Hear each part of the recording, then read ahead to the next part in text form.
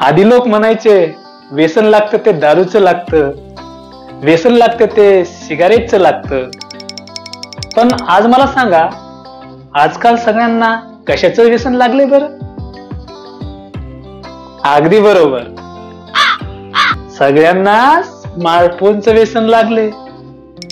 माझं पण बघा ना, रोज सकाळी उठायचं आणि सकाळी सकाळी उठल्यानंतर पहिलं काम मोबाईल घ्यायचा, गुड मॉर्निंग मेसेज सर्व ग्रुप मध्ये पाठवायचा. गेल्या महिन्यात काय झालं माहितीये का?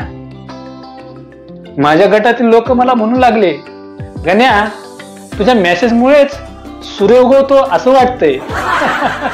एक दिवस काय झालं माहितीये का, मला उठायला उशीर झाला, त्यामुळे मेसेज पाठवायलाही उशीर झाला ना.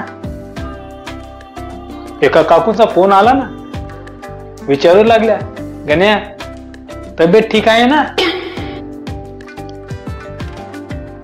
सूर्य उगवला नाही म्हणून म्हटलं. अहो या मोबाईलचा नादच बेकार. तुम्हाला सांगतो, टॉयलेट मध्ये ह्याला घेऊन गेला नाही ना, हे पण व्यवस्थित होत नाही आता.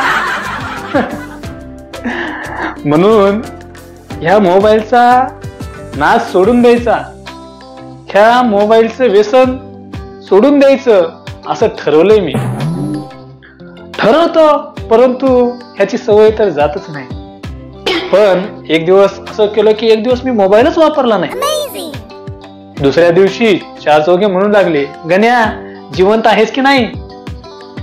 आता काय करावं? अहो मित्रांनो, हा मोबाईल चांगला आहे, पण ह्या मोबाईलवर आपला ताबा पाहिजे.